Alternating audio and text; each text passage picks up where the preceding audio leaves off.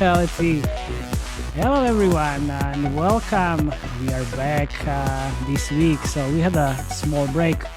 Last week we are here with our usual suspects, Felix and Jakub, and you are listening to 2.5 Gamers podcast.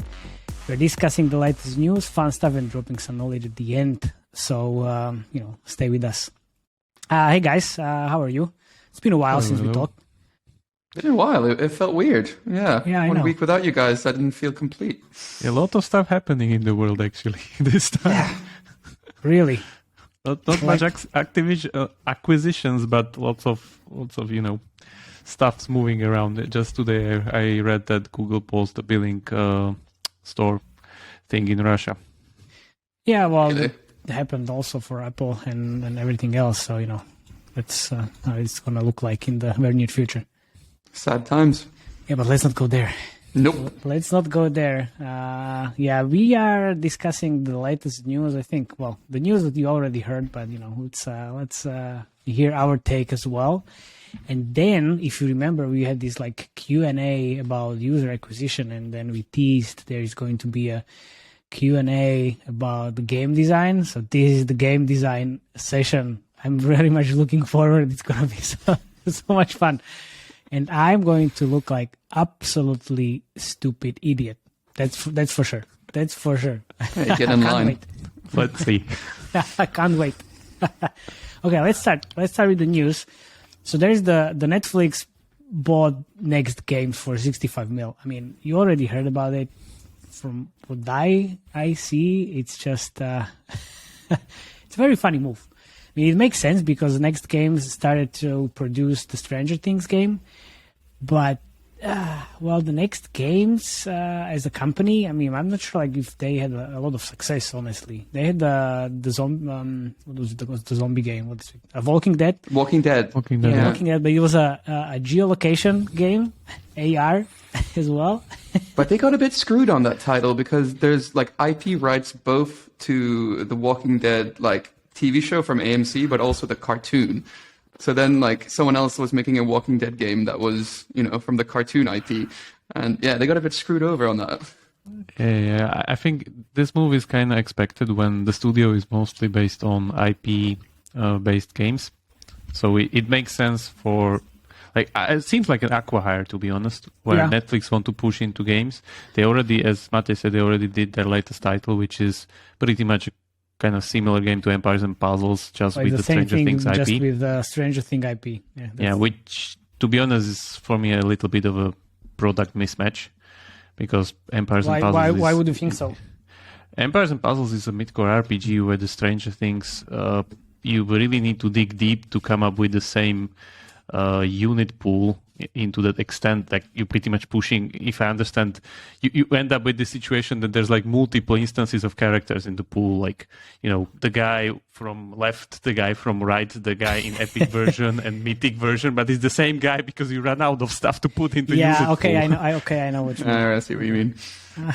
True. What do we think of the price? 65 million in cash, no shares, €2 a share? Yeah, that seems to me like an acqui-hire. I can't believe we're saying acqui-hire when it's 60 million acquisition. Well, no, I'm guessing Netflix is still kind of, I don't want to say clueless, but still I don't think so their strategy in games at all, especially mobile games, is that finished yet, or at least have a specific direction that they're following. I think they're just kind of, let's try using our IPs in any way possible, meaning we need people that will make games with our IPs, let's say, I don't know, Next Games, or Riot currently is using their own IPs, but I'm guessing that maybe some games they will even grant their own licenses there in some kind of form of cooperation, but still it seems like we're just throwing stuff on the wall and wait for which one of those will stick there. Yeah, their strategy is definitely not finished, but it's definitely more Finnish. Ooh, badum. Nice. But the thing about Netflix is it's quite interesting because they have to do these gaming moves because they're really feeling the squeeze. They're up against like Amazon, HBO, Disney, and they're bundling everything together. And Apple TV as well. Like they need to have more services because suddenly, Netflix is looking at the most expensive options because with Amazon TV, you also get Amazon Prime. And they also increased the subscription fee recently as well. So look. Why not to add gaming because the growth as well? is stalling. Yeah, but one thing, I've tried to play a Netflix game because I have a Netflix subscription, but I think they're kind of breaking rule number 1 because it's really hard to find a Netflix mobile game. If you open the Netflix mobile app, there's no hyperlink to games. So basically, you're supposed to go into the App Store, download the game, put in the Netflix login. I don't know my password for my Netflix login. You never use it. It's always on the TV. It's really hard to download a game compared to a normal game on the App Store. They're kind of going against the grain there. Yeah, sounds like a blockchain a little bit, so it's fine. People will figure it out. As soon as you don't need to put your wallet in, then you're fine. Has anyone played any Netflix games? Nah, well, it's all hyper casual stuff for now, right? So. If I get it right, that Stranger Things games is not even on their account. It's on next game. And won't be because it's it's a free-to-play, real free-to-play game. Yeah. Would be nice to watch how they transform this to not free-to-play. Oh, well, free-to-play, but without any monetization inside. So what do we think? Do we think Netflix will be a force to be reckoned with in the gaming space, or do you think it's going to be a big fat nothing burger?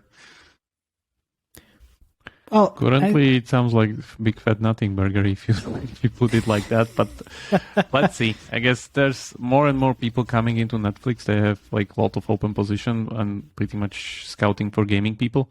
And I guess it's just a matter of time when somebody comes up with a valid strategy how to actually connect the whole Netflix thing with games. Yeah. Okay. Let's move on to something else. Okay, so Sky and Journey maker Dead Game Company raised 160 mil. I think this was one of the biggest raises lately. If you remember those games, those are pretty much really, really artistic titles. That's definitely some kind of a, could be said, especially Journey, it's an artistic experience rather than our usual bread and butter mobile free-to-play cash cow. So that's really interesting. One of the interesting bits in the article that there's Ed Catmull, one of the co-founders of Pixar, which, because the games are so artistic, this makes so much more sense. But it's, in the wake of all the big acquisitions and all the mergers where there's all about money, this is some kind of a nice exception to the crowd where I would say still games with artistic, mainly based on artistic expression, still has big value. So we'll see. Good for them. I mean, I haven't played it, but I've seen pictures and videos from the game. It's absolutely gorgeous. I might even start playing it. It looks actually quite good. I don't buy that. You don't think so? You want to start playing it. I can see it on your face. Nah. Is it that? Are you tanned or you're blushing a little bit? Because I'm really I'm a bit sick. I'm a bit sick, so I'm a bit warm. So it's actually a fever. Oh, fever. Okay. Yeah. Amazing. Dancing fever. What? No, nothing less more. He's a real person, not an anime character. You cannot translate it into that. Yeah. Okay. Yeah, it's a cold. All right. So, also moving on to the next news, Playtika is looking for a buyer to take over the company just 1 year after going public. Basically, the mobile games designer said its board has initiated a process to evaluate its strategic alternatives, including the sale of the company. So Playtika went public at 11 billion valuation, but currently it's being traded around 7.3 billion. And I guess this kind of is just a bit of financial engineering they're looking to do, I guess. I would say Playtika, I think that even Summer stated it, that they are not really good at creating games rather than operating games, which I think they're excellent at. And this is maybe one of the problems, that the growth has stopped, and usually their growth has been fueled by acquisitions mainly, not by creating their own titles, like similar models like Supercell has, where you just create like a bunch of games throughout the year and kill most of them, and one of them became a success. Playtika would usually just acquire different studios with the successes already in their hands. So can you remember like any new game that was made by Playtika recently? No, they've been living on Slotomania for so long. Like, it's just number one, and it's bigger than all the other. Yeah, they have Solitaire Harvest, but it was I think acquired. The latest acquisition was the Reworks Redecore, if I remember correctly, for 600 mil. Yeah, but a game made by the Playtika team. By internal studio. Yeah, internal. I don't think so. Yeah, me neither. So it's just okay. So that's not only me. Yeah, I think I was checking earlier today. It's quite a clever move by them, actually, because like the market cap I checked this morning, it was about 8.1 billion after the news. But like looking, because they're a profitable gaming company, they might actually get something like 10 billion for like the sale, because you're actually looking at the financials. So it actually could be quite a bit of clever financial engineering if they manage to pull it off. Okay, and then the question is like, who would buy them? Like, they have really good tech, I would say, and all the like live ops systems and pretty much the squeeze machine works there pretty well. So I would guess maybe they could be a target for someone that actually wants to enter into the mobile gaming industry and don't have these means on their side. Yeah. I wouldn't even, I don't know, like EA is too low to buy them, is it? Do you actually think EA want to move into social casino? Like, it's kind of, No, they don't. No way. No, that was a bad tip. No way. And it's like, that would be a bad PR. That's the thing that I forgot, that like big parts of their portfolio are social casino, which is not that super popular to acquire. Yeah. But keep in mind that they have other companies there, like Vuga or the Redecore guys. Yeah, and then there's the Solitaire Harvest game. I'm not sure like what company was. Lots of casual games still on their portfolio, even outside the social casino genre. So I was listening to the Game Makers podcast recently about M&As, and they started talking about the Playtika deal as well. It's like most probably Uploading would be one of the possible buyers. Why not? But it's pretty hard to say. Yeah, that would make sense. Have you ever done any UA for social casino? I hear it's like the most elbow out thing you can do UA for. Yeah, it's creatives are definitely way different from everything else. The CPIs are really high. I've done it for one game, which was like long time ago in soft launch, and the game was shit anyway. So I've heard someone say like CPIs go to like 110 or something. Yeah, it's easily, even more. So I ran one RPG game, and the CPI in the US was 300. So no problem. It can be pretty high. And all the creatives with all the explosions of coins, the more the better. Exactly, yeah. Circus. Yeah, maybe one of the things to kind of consider in this is that the whole genre is pretty much currently undergoing a transformation, mainly spearheaded by Coin Master, where you would pretty much go into this, let's say, casual casino. And I don't think so Playtika has currently an answer for that on their portfolio. So that could be also one of the things here in play. Yeah, and everybody say that the ATT and the whole IDFA situation affected them the most because of the social casino portfolio. Might be true, honestly, but yeah, it is. I guess like 90% true because of all the retargeting they are definitely doing because of the social casino. It's not like the usual UA you do for these type of games. You are definitely doing all the CRM stuff and VIP programs for all the whales you have there. Yeah, back in my retargeting days, like always the biggest clients were on the gaming side were always like even spending more than some of the e-commerce people were always the social casino. Like, and they're quite sophisticated as well when it comes to retargeting. Yeah. Yeah, so that makes much more sense to exit now and not wait until Google follows suit through IDFA stuff. But that's gonna be like 2 years. 2 years, easy. But the valuation in those 2 years will gonna plummet even more. So why wait now and sell? Well, you can't say that. They're still a profitable gaming company that prints billions every year. So. Yep. We'll see.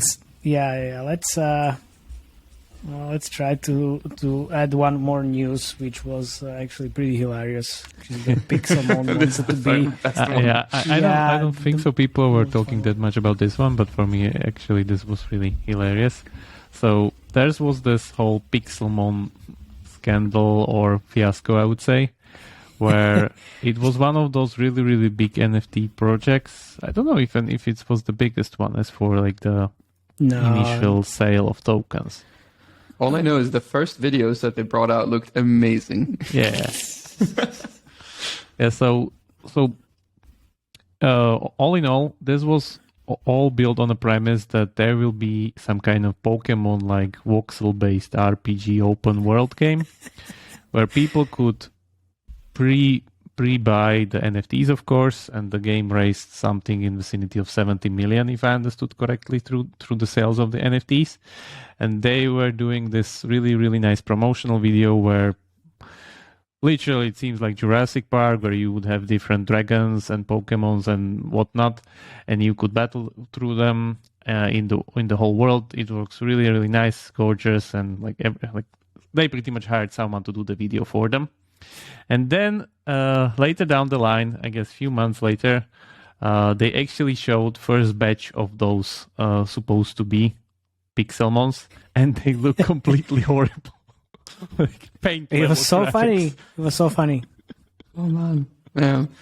But they also did this NFT drop with like a Dutch auction, which just adds so much more pressure. Where they start like at a higher level, like value, and then basically everything was sold out in 2 hours. They started, I think, around like 4 ETH per NFT, and then it went down like gradually, and then basically you could buy in. They were all gone within 2 hours, and then people got them a few days later, and like the tweets and the videos, it's like, oh, it's beautiful.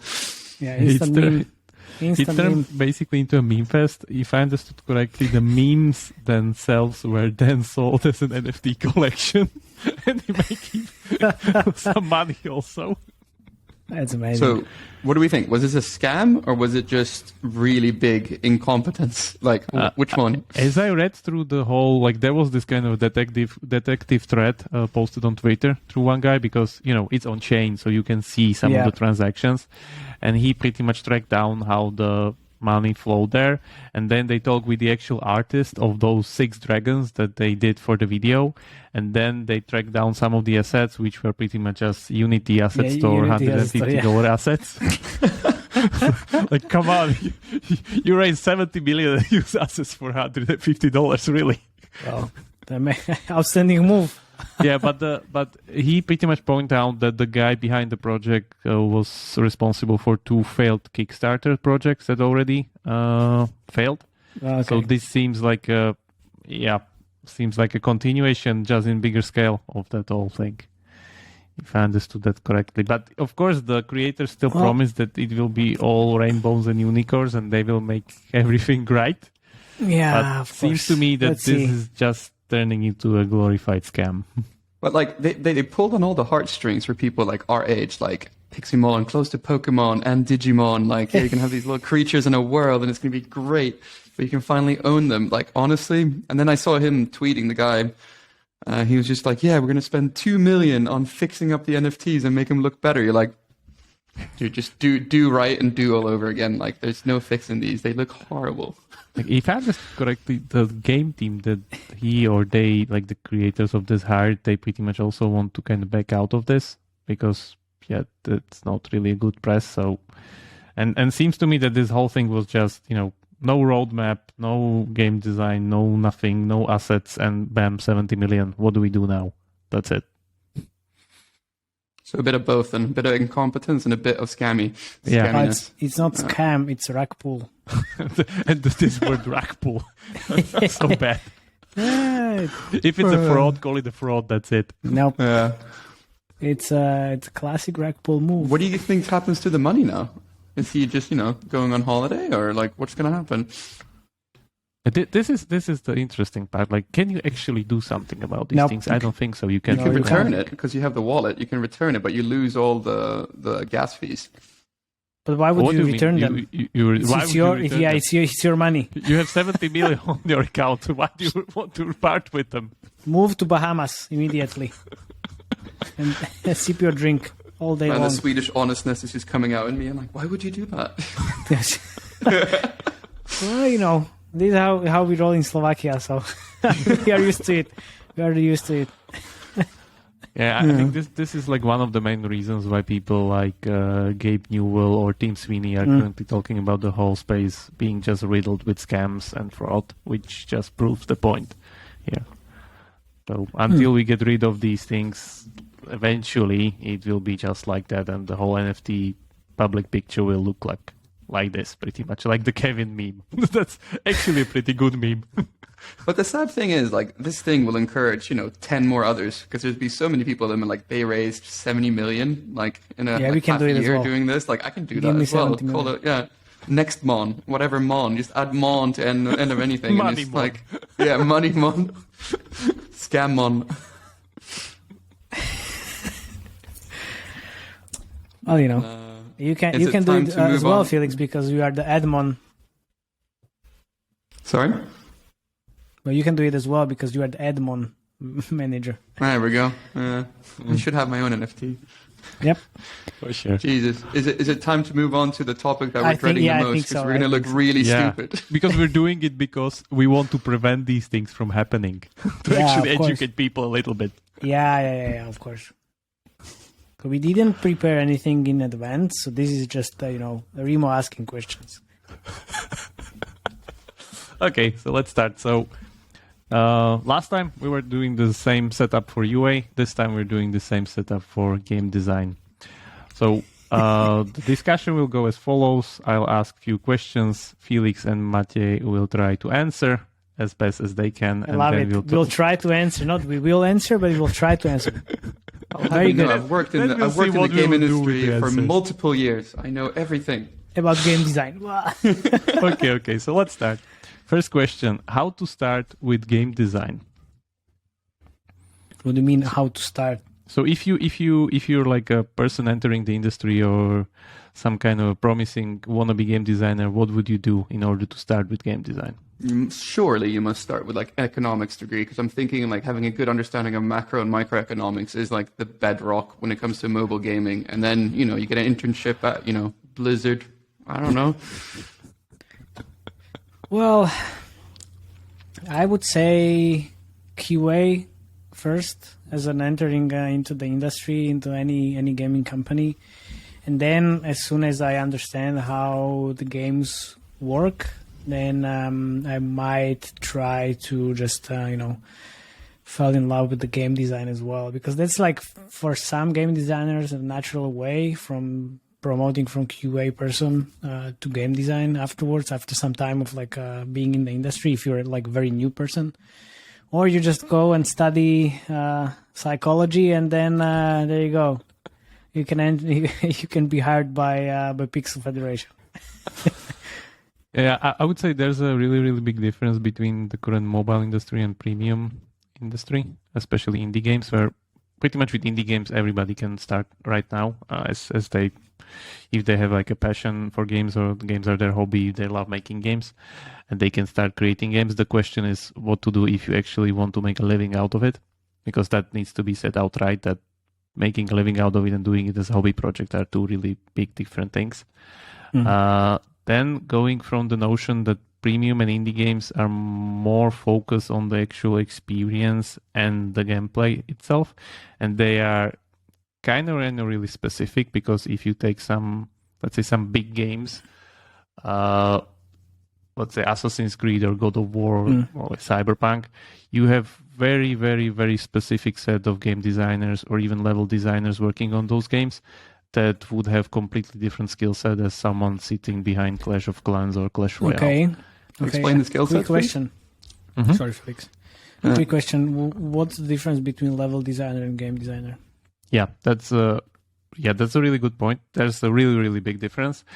Game designers create systems, mechanics, and gameplay. Level designers use the environment to communicate ideas. Ooh. Wait, So- what? I didn't understand anything, but sound So Sounds like a bit absolutely- of bullshit, which we don't have on our podcast. Yeah, this is no bullshit podcast. Don't forget about that. yeah, let me just give you an example. So level designer is someone that is creating content through some kind of system and structure of things that somebody created for him in order to create the environment for himself. So, you're doing a level somewhere, so you put there traps, mobs, spawn points, whatever, puzzles, something that you can... And usually you start with an idea that, let's say, I want the player to solve this puzzle in this level. I want the player to fight this boss. So I need to create the environment in order to pose a challenge for him or something like that. So, and then in between, somebody created the combat system of that whole thing. Somebody created the HP scaling of the boss getting stronger. In the next level, your HP getting stronger when you leveled up, and some the numbers part and whole mechanics part and how we interact with the environment. That's the work of a game designer. But level designer doesn't do these things. He just does the content and communicates the environment, the ideas through the environment. So those are two things pretty much.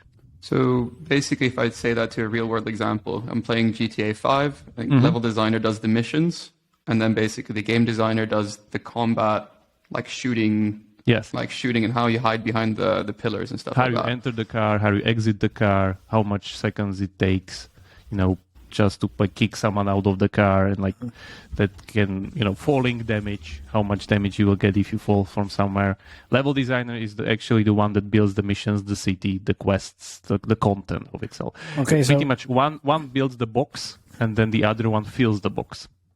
ooh, okay. Ooh, And- that was good. That was good. Perfect. And who is more important for the let's say mobile game company? Yeah, For yeah. mobile Is game it the same for company, mobile? You are not that dependent on level design that much, usually. But some genres are really like stuff like, I don't know, Candy Crush, for instance. It's, or like the recent Dream games, Royal Match game. They have really, really excellent level design there. They push it really up a notch there. So that game is definitely completely depending on level design. But if you take games like Clash Royale, for instance, there's minimal level design. Level design is basically just the arenas that you change somehow or do some stuff with it. But it's all about systems and the interaction between the units that you need to follow in order to beat the meta game. So what skill set do you need for premium AAA games compared to mobile games? I usually used to say that for mobile games, you need to have the whole skill set of premium and indie game, plus the whole analytics, monetization, ad stuff. Yeah, I would say that as well, because with free to play, you need to know the business side of things, and you need to understand that you are not making the game just for the gamers that love playing games, but you also want to make a living, and you want to also pay your bills and make the company profitable as well.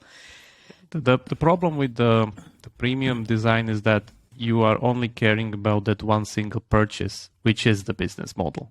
So after that single purchase, sometimes even just hyping up the game works, of course. But in the end, you don't care if players even complete the game. If you look at these, I know that this will sound cruel, but in the end, mobile games have much better retention than actual premium games that you buy. Imagine how many people actually will play through this whole, big journey of Witcher 3. And then compare it to retention with Clash of Witcher Clans. 3 is a bad example because it's a very boring game. It's the best RPG in the last 10 years. I just didn't get But you get my point. Pretty much retention is better in mobile games. People play more Clash of Clans than they will ever play Witcher 3. Yeah. Okay. I don't have my computer with me at all times, and I don't have my... You can buy a PlayStation Steam with me, Deck. You can buy Steam Deck and then play Witcher 3 there.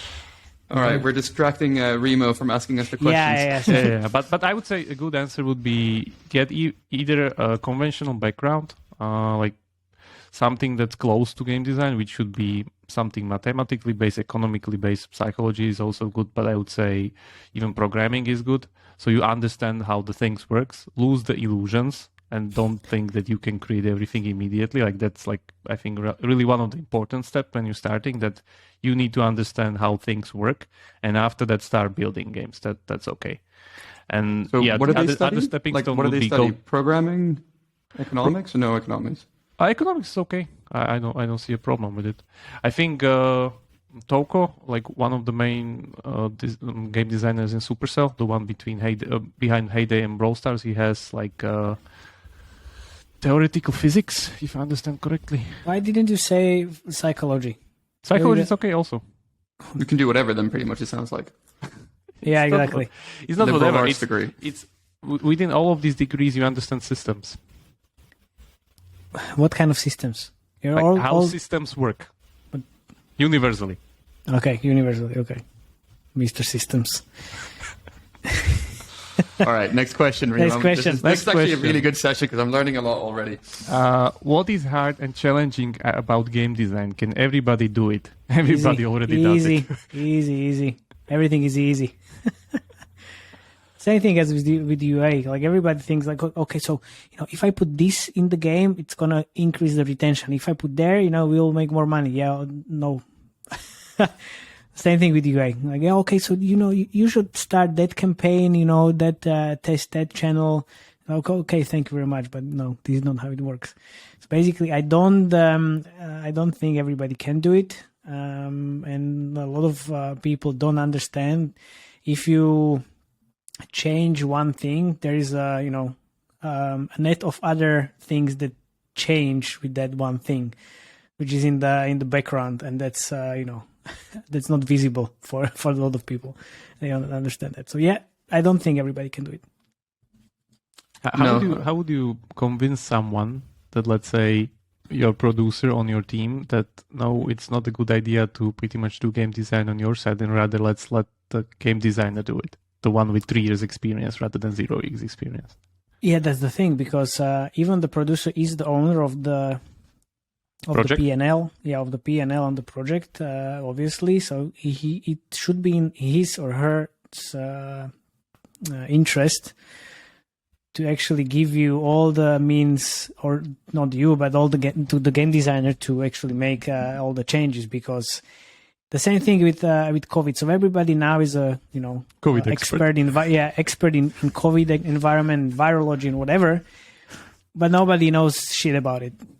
Yeah, well, that's how it is, and the same with the game design. So but it's not about the producer and game design. It's all about like the ego of the producer. So you need to have the communication skills actually as a game designer to be able to convince the producer. Like, okay, so dude, this is my competence, and I know what I'm doing because I've done it for 3 years already. How much experience do you have? I think this is one of those graphs that is really, really hard suffering from the Kroning-Danner effect, where the less you know, the more you are sure you're doing the right thing, and the more you know, the more you start doubt your decisions. Yeah. And actually you enter this kind of critical mass after some time that, okay, maybe I think I know now what I'm doing. But from the first surface level, it could seem like really easy, but it is not. And I think this is the biggest difference between a senior game designer and junior game designer, that senior game designers think 10 steps forward and junior game designers think 2 steps forward. And these decisions can sometimes really destroy the project completely, because you make one bad decision in the beginning and it just drags you with you until you hit the day one retention wall, and that's it. Do you have an example from your personal career when you did something like that? When I didn't think that much from the beginning? Yeah. I would say depends on, some genres are easier than the others. Some are more complicated.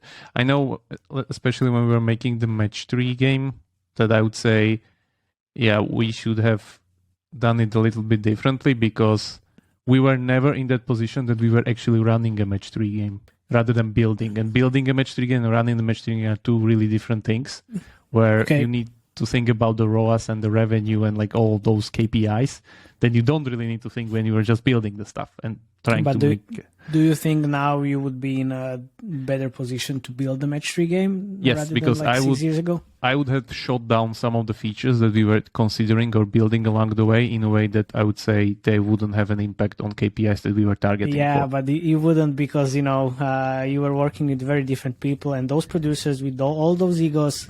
Yeah, well, they would never listen to you. I know, but it's hard. It's hard. It is. Yeah, well, everything is hard. What do you think are the main skills that define a game designer? I said actionable skills that you can write into like CV or job requirement. Ooh. It's just experience, right? It sounds like the more you're talking, it's just like how long you've been doing it and how many times you screwed up. That sounds like the number one thing for game designers from what you're saying, at least to me. Well, I would say the communication skill right there, but it's not a hard skill.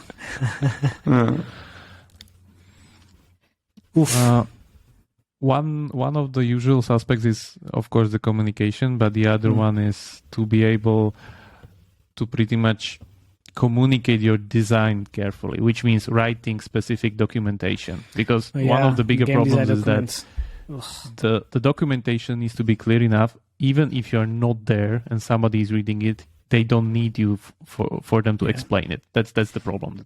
Usually game design documentation, if it's done wrong, you need the game designer then for you to explain what he's even talking about. That's the problem. You need to make it idiot-proof. Yeah, to make it idiot-proof. Because usually what happens that you write the documentation, even after that, you still get ping-pong with the programmer if you omit some edge cases. Yeah, what's this? What's cases. That? Yeah, okay. And you need to think about these edge cases already and just think like, if I'm a programmer, I'm programming it. And if you didn't cover some of the edge cases, programmer cannot design the thing for you. They will try to make it work, of course, but then it means they're designing it and you're doing it wrong because you had to thought about these before. Okay, but you won't write in the CV that, okay, so I'm good in communication, I'm good in writing, and, I'm the game designer. Woohoo! So what else? Yeah, what do you write? Like, thought of a new construct in a game that improved retention by 2% on day 7, or like problem solver. Other things would be experience definitely counts. Well, I guess what most counts is shipped games with successful commercial results. That's the biggest one. There's of course this kind of a problem that hiding in big teams can make it look good on paper. Yeah, I worked with 5 different gaming companies.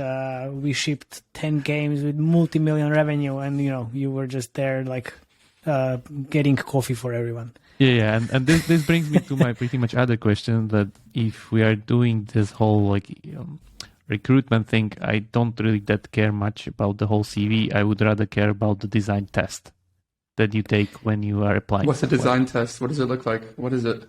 Yeah, it's a really, really specific test done for game designers where you pretty much get an assignment that you need to do, like a homework or whatever you want to call it. And you have limited time for it. Usually goes from a week or 2 weeks or 3 days, depends. And then after it, you submit it and people in the company that you're applying for review it. And then you have another round. There was some really, really good lectures about this already that I've seen, especially on GDC. I think there was the game director from Ubisoft, which had this session. Then there was this other guy, don't remember what was his name, but he was pretty much even showing the actual assignments that he got. Those are sometimes really, really long, but I think this is the best proof that people can work on what you want. Can you read one out? Do you have one handy? For instance, it could be a deconstruction of a game, and you need to really, really detailedly word out what's behind your thinking. So, why, let's say, this mechanic work, how these two games compare, for instance, and depending on your way of thought, then people will see how can you to approach this. Even if you see the systems behind these games, if you see the structure on what they are built. How about the systems already? I mean, it's all about systems like a million times. I wish you had an assignment that you'd done that you could read out, and just so I know exactly what it sounds like. Well, I think there's this question about the rock, paper, scissors. That's definitely. Yeah, we have an assignment. Yeah, that's definitely from that assignment. I remember Remo talking about it, but obviously I didn't remember what's the solution for it. So.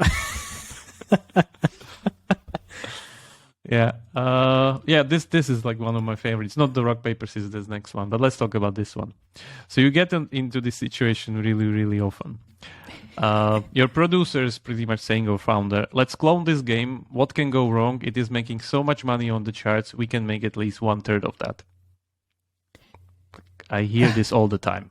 Yeah, of course. But it's there's the fundamental problem of the producer who doesn't know how the games work, because the same thing with the Royal Match and the Toon Blast. I mean, look, so obviously the Dream Games guys, they know exactly what needs to be done on the back end and how the levels are, or how the levels need to be structured and everything. So all the level design you mentioned.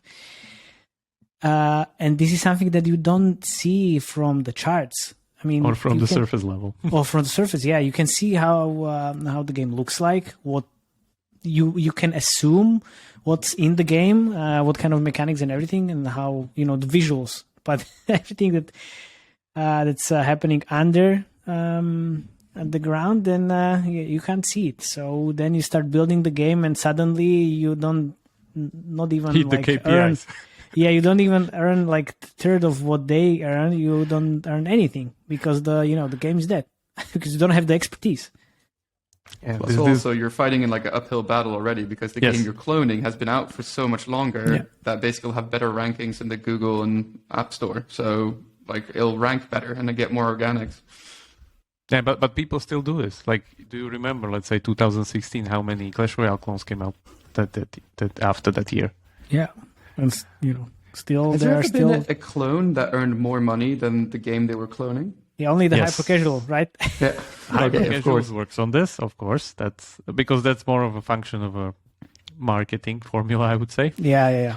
And creative formula, but I think some of the games actually were better than the clones. No, well, the Ridicor, right? It's not that they're direct clone, but it's an iteration, I would say, rather. Yeah, but I think what was it? This is not a clone, but when we got into this really awkward situation where Gardenscapes and Homescapes, pretty much PlayerX was copying the Matchington Mansion creatives, and they pretty much outspent them on UA. Yeah, that's true, but it's not cloning the game directly. Yeah, it's cloning the marketing strategy. Yeah. Well, if PlayerX copies you, then you're doing something right. Yeah, exactly. They only steal from the very best. Period.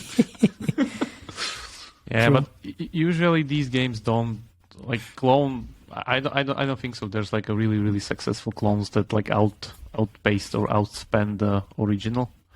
Usually it's done in a way that clones always make less than the original, or you are can at see it par. on King. The Candy Crush. You can see it on King. Every like new each Candy Crush. Subsequent Candy Crush made less. Yeah, less money. So that's how it works. Yeah.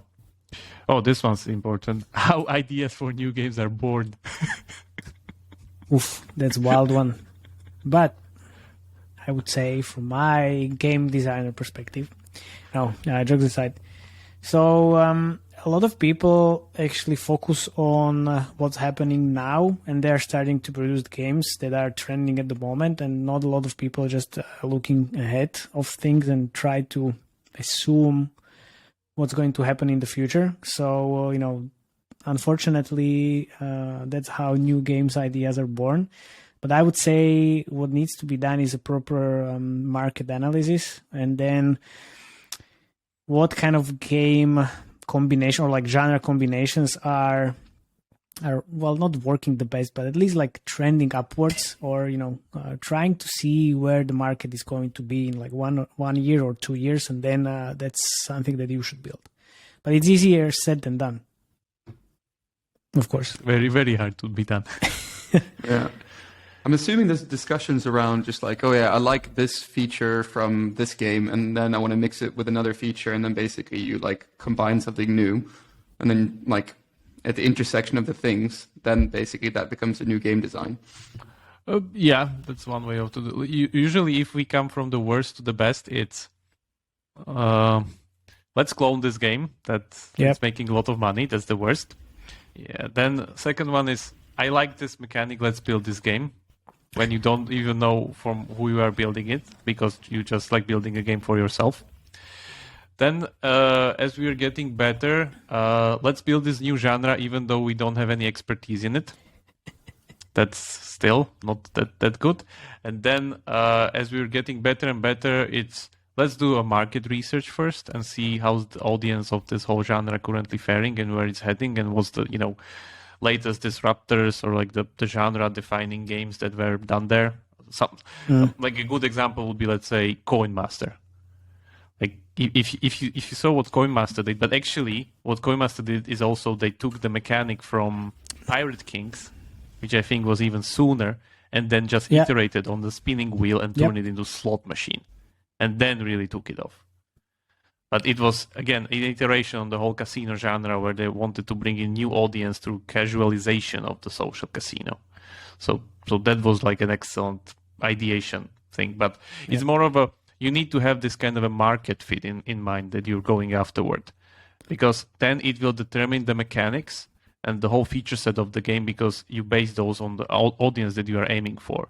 And the audience is pretty much, you have this kind of a limit around the audience that it is expecting some kind of feature set. You cannot just throw, RPG gachas at house fives in Candy Crush. That, it's not going to work. Won't be attractive for them. But what can you do is, of course, you can throw renovation meta game around this destroyed villas and mansions and ditch the whole saga map. And actually, we're back at Gardenscapes. Because Gardenscapes also is a great example of iteration of the whole genre, because before, there's this like excellent article done by Adam Telfer on how Gardenscape pretty much morphed from hidden object game into match 3 game, reinventing the whole thing in the process. And pretty much turning this into this narrative meta game, because they kept some of the features from the hidden object game and then ditch it, because they know that the hidden object game core gameplay is much more content demanding, because you need to create so much stuff there, than the match 3 game, which you don't. So actually it's economically a much better solution. So this is like an excellent iteration on market and product fit. Yeah. Okay, we have like we have a couple more questions. Left, not even like 9 minutes. Yeah, let's move on. Let's do the rock paper scissors one. No, no. Come on, rock paper scissors. Come on. Okay. We still want to look stupid, Matej. I just wanted to, actually share something useful for the audience as well. Like, what's the best effect you've seen on the day one retention? With let's ask that now, and then if we have time left, we can do the let's do like AMA, and then we can leave the rock paper scissors for the part 2, because I definitely want to have like UA part 2 as well. Okay, let's do that.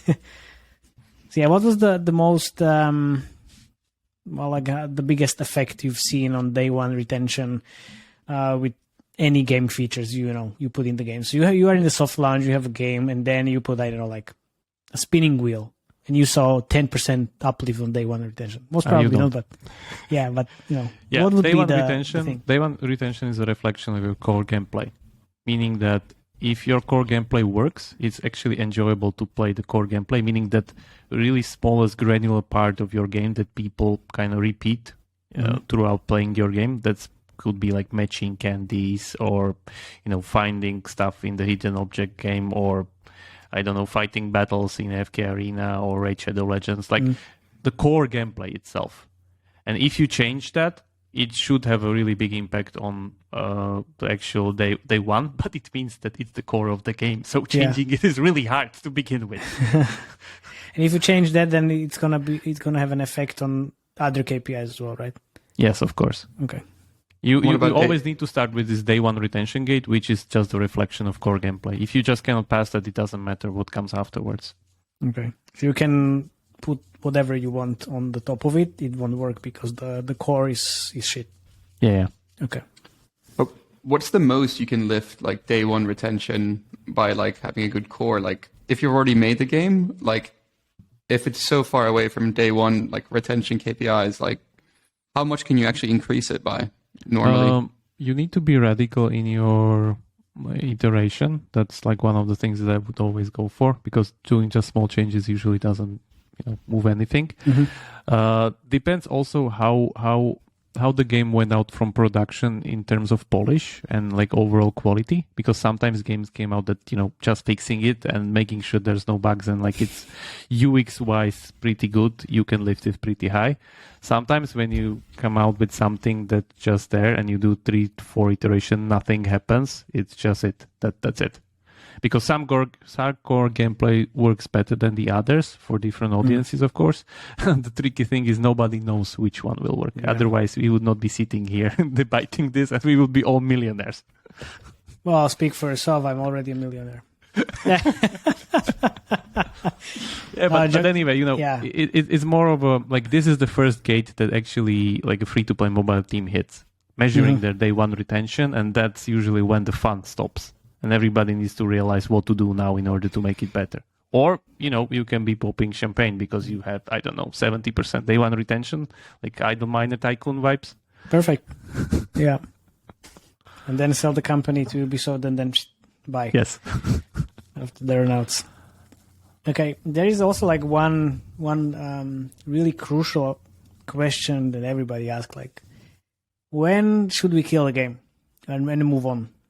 Because it's, again, really important question, but that's not an easy end to be answered anyway. Right? So where is the point when we should just move on and, if you feel your feature set is complete, especially in a way that, let's say, up till day 7, that you have enough content for people to play until day 7, and you are kind of comfortable with your current feature set and say, like, yeah, this is the game that I want to have, and it's still not producing enough results, change it a few times. Few times meaning like 3 to 6 months.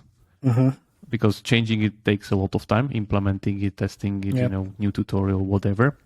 And then I would say after 6 months, if you were not able to because usually what happens that people produce incremental increases. So retention goes from 30 to 35 to 38 to 42. And sometimes you have these like nice bumps along the way, which means you're going the right direction. Sometimes these bumps go downwards, sometimes these go upwards. That's why you're testing it and you revert back if you screw something up in the process. But overall, if you don't see any meaningful change within those 3 to 6 months, I think that's it then. Yeah, that's what I also say when we're talking about like killing a game in soft launch. So as soon as you can't see any meaningful improvement on the game in like 3 months, or let's say, okay, not 3 months, but from 3 to 6 months, and you are still like on the basically same KPIs, and you don't have anything else to add into the games, like, okay, I think this is it. Let's move to producing some other games. And I think we can like end this session with one last question. What's the difference between a good game designer and a shitty one? You're the one who's supposed to answer. Really? Okay, so I think you are the shitty one and we are the good ones. That's how it works. So arrogance is the key to being a good game designer. And ego as well. Yeah. I think that's like currently the biggest downfall of a game design, like being kind of not being able to convince others through normal arguments and even get down on their level of game design knowledge to pretty much convince them, because even like that's the arrogant part where you don't want to get down to their level of understanding and pretty much, you don't understand this because I see 10 steps ahead. But that's the problem, that in order to convince your producer, you need to get on the same level that his game design knowledge is, which of course is not that good as yours, supposedly that you're doing this some Friday already. Yeah. And you need to communicate it clearly and pretty much, in calm matter, tell him that if we do this and that, we'll probably won't far that far.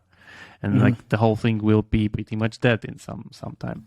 So as I said, like these are these really, really small decisions during the whole production phase that can screw up the whole project. And it's on the responsibility of game designers to keep it in that straight line, heading for that, desired outcome that we're getting out of soft launch, we're getting into global launch and everything works.